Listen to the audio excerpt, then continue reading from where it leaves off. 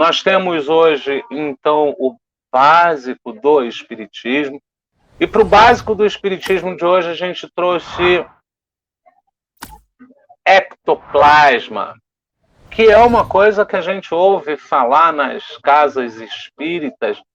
A gente vê tanto falar, mas o que é ectoplasma, né? A gente vê muito em estudos que plasmamos o nosso pensamento.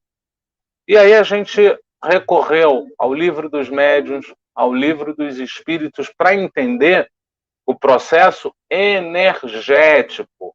Livro dos Médiuns, Livro dos Espíritos não fala especificamente de ectoplasma. Para tanto, nós fomos a um site de um centro, pegamos de lá e trouxemos na íntegra o texto para cá. É uma substância semimaterial fluídica, expelida pelos médiuns, utilizada para a produção de fenômenos mediúnicos de efeitos físicos. Por exemplo, a materialização de espíritos é mediunidade de cura.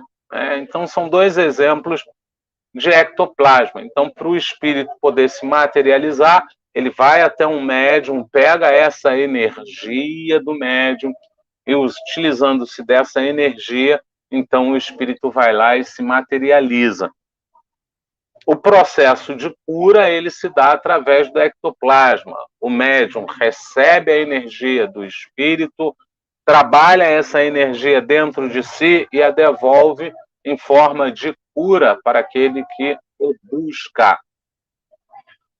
E um outro ponto bastante interessante aí é que o médium, o ideal é que ele esteja próximo, mas ele não precisa estar necessariamente colado ao espírito para doar ectoplasma. Então o espírito pode estar na casa 1 e, no entanto, pegar da casa 50 um médium disponível que doe a ele ectoplasma para ele promover esse evento.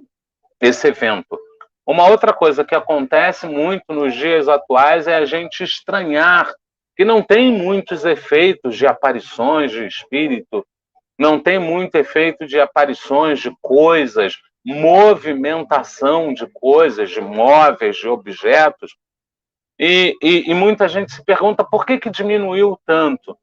Porque lá atrás esses eventos eles eram necessários para trazer a crença, para gerar algumas confirmações. Desse período lá de trás para hoje, os espíritos voltaram, evoluíram, e hoje já não precisa-se tanto mais desses efeitos de materialização. Os espíritos já sabem que a gente aceita melhor as intuições e as inspirações. Então, eles trabalham através disso, ponto 1. Ponto 2, eu tenho que ser capaz de levar o louro por aquilo que eu fiz. Então, cada vez mais os espíritos interferem de maneira mais indireta. A gente lembra lá o moço no deserto, que estava quase desistindo, e ele resolveu seguir. E então ele encontrou uma cidade próximo de onde ele estava. E no plano espiritual, conversando-se com o anjo que o ajudou, falou, mas por que você não apareceu e disse é esse caminho? E aí o anjo explica que o homem precisava ter o mérito de ter achado o caminho, ele precisava acreditar que ele foi capaz de achar o caminho sozinho. Então, cada vez mais teremos menos efeitos de ectoplasma, cada vez mais teremos menos doações de ectoplasma, E ele traz, o termo foi cunhado pelo fisiologista francês Charles Robert Richer e publicado em 1922 no seu Tratado da Metapsíquica, pela qual ele relata suas observações acerca de manifestações extraordinárias através de médiuns como Eusápia Paladino e Eva Carrière. Essas duas médiuns a gente traz em separado. Eusápia Paladino foi uma médium italiana, foi a primeira médium de efeitos físicos a ser submetida a experiências pelos cientistas da época. tais como Alexandre Aksakov, César Lombroso, Charles Richer, Enrico Morcelli, Pierre Curie e outros.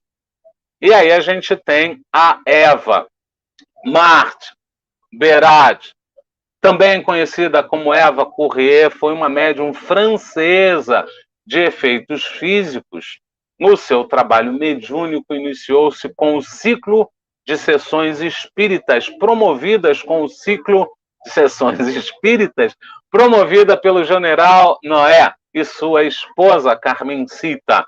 Apesar do nome, uma inglesa do país de Gales, escritora romântica, residentes ambos em Tarbes, na França.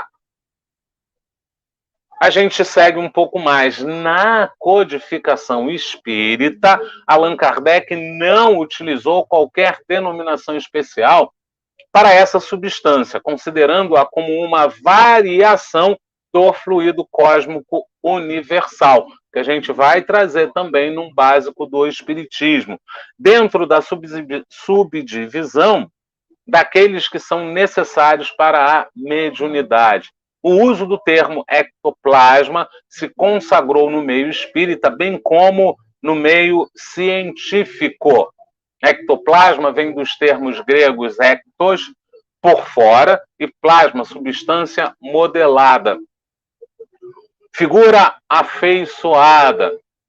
Ao aplicá-la ao fluido presente nos fenômenos mediúnicos, Charles Richer procurou fazer um paralelo com o ectoplasma descrito pela biologia, que consiste em uma camada que envolve o citoplasma, espécie de fluido gelatinoso presente no interior das células ao redor do núcleo.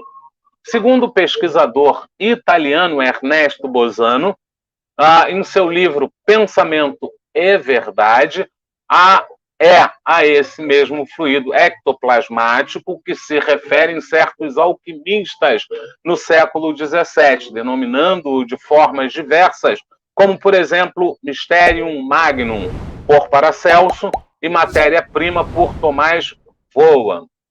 E aqui a gente precisa deixar muito claro que a ciência não aceita o ectoplasma na visão espírita.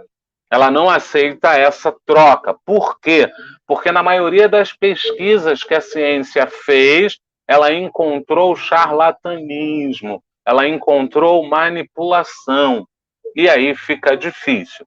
Mas a gente tem um caso muito clássico no mundo espírita de ectoplasma, que foi o caso de Eurípides Barçanufo.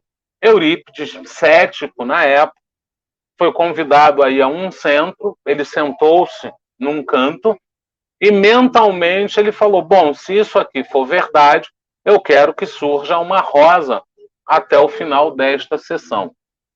Foi exatamente o que aconteceu.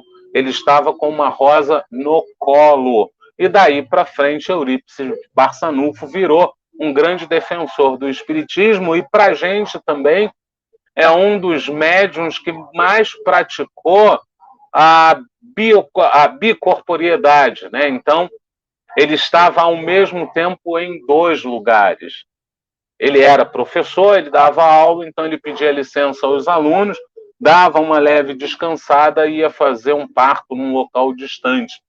Quando o marido estava vindo encontrá-lo, ele já passava pelo marido e dizia que ele podia. Nesse caso específico, o marido chega até Não, no parto não, é um outro caso de doença. O marido chega na escola e ele já está com os remédios prontos. Dizendo: Eurípides, eu preciso que o senhor vá à minha casa. Eu já fui, eu já examinei, está aqui os remédios que você tem que levar. Isso é fato, está documentado, está escrito, né? Não há como negar.